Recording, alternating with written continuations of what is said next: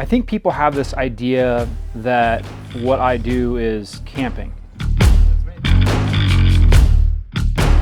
Camping is you go to a spot, you pop your tent, you spend some time there, and you enjoy that place. And I don't think there's anything wrong with that, and I think there's a time and a place for it. But that's not what I do. I road trip. And road tripping and camping are very, very different.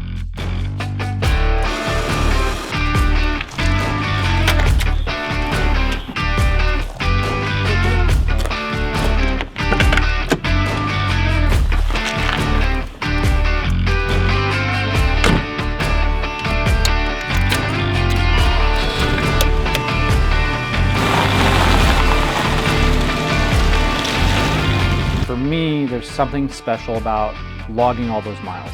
I think that's a really good representation of who I am as a person. I've never really had this direct plan of where I wanted to go, how I wanted to get there. I just kind of had an end goal in sight. I think picking an elopement made the most sense for the life that we were living. So we ended up settling on Yosemite. And that was going to be like the place where we exchanged our vows, and I think that that is very much cathedral-esque when you're kind of in the Yosemite Valley and you're sandwiched in between these massive granite cliffs. There's really no better place to do it.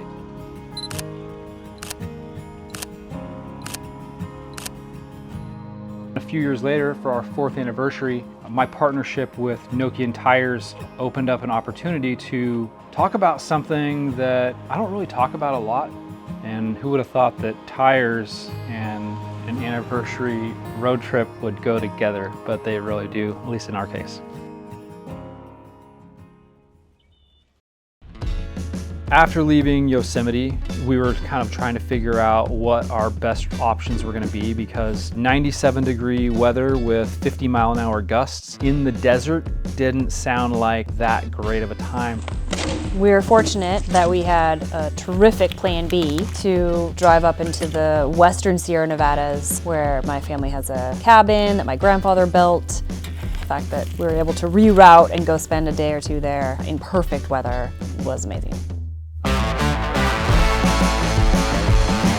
To me, that was an exciting location because there's a lot of famous wheeling trails, off-roading trails, things like that in the area.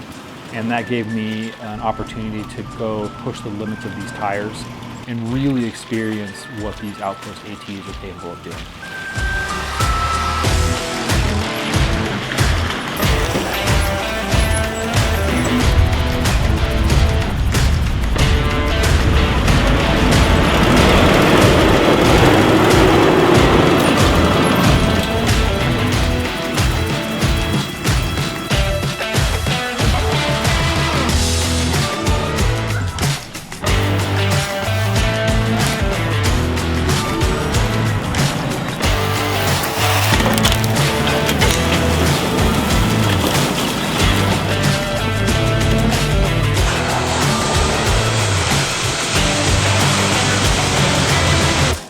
Exciting for me to get to show you some of the places that I spent my childhood, but it was even more exciting now having a more capable vehicle. We could go and explore areas I didn't even know were so close.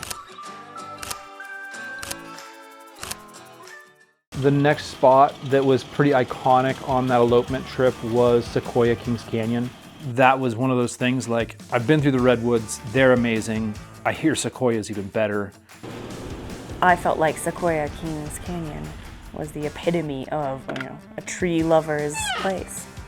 To walk among those multi-100-foot giants kind of puts into perspective of everything they've been through.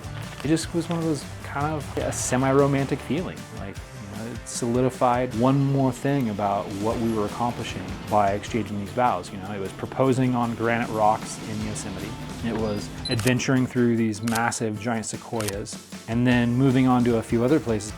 We kind of jetted down a little bit further south, knowing that we had this big epic trip to make it to the Alabama hills.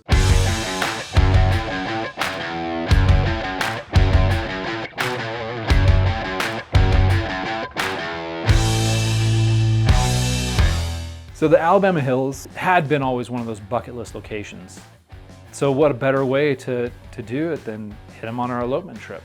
It was so fun to be in the Alabama hills in a vehicle that you just felt could navigate any of that terrain. We definitely pushed the limits of the Rover. I was impressed with how easily it handled everything. And we were climbing all over boulders, big dips, washouts, and making it look like it was perfectly smooth asphalt. It was pretty impressive. We got to crawl all over those rocks and find the best view for our campsite. Camping in the Alabama hills is definitely a rugged experience. There's miles and miles stretching out where there are people out there, but you can't really see each other. So it just creates such a remote experience that you feel like you're in another world. There are also these iconic spots for photos in the Alabama hills. We got up super early, catch the sunrise, went over to our spot on Movie Road, and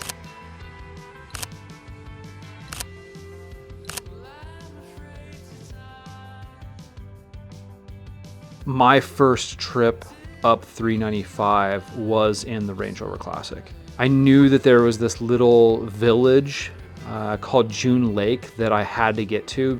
For me, June Lake became this really special place, and I knew that it would be always a destination when I was on 395. We drove up and found this little spot that looked over the top of the lake, and you tried describing it to me, but you had to see it. it was one of those things. It's like you have to see it to believe it. Clear skies, Sierra Nevada mountains, blue water. My very first trip to June Lake, I picked up a couple of souvenirs, and that's these big sugar pine cones that sit on the dash of the Rover.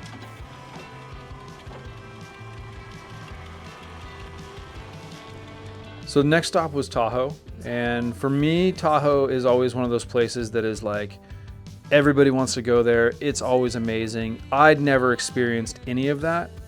Sometimes when you go to one of these places, you get to connect up with someone who knows the area because they can show you the highlights, the best parts, and that's what we got to experience this time when we met up with our friend Kenny. From Tahoe, we had quite a drive back up into Oregon, so we had plenty of time to reflect on the trip and how this trip was a little bit different than the first one. Getting the opportunity to do it a second time, we really could prioritize what places meant the most to us. My first experience in Nokian tires was on an Audi A4 Avant, and that led to this partnership with Nokian and our 996. So Nokian and I started talking about what other tires they might have to offer, and that's when the Outpost AT came up in the conversation. They are the best tires that I have ever run on that vehicle. To experience a AT tire that can handle the asphalt and concrete as well as those do, and then take them off-road onto washboarded roads, fire roads, almost rock crawling conditions. I don't think I've ever experienced a tire that can do both of those things the way that this tire does it.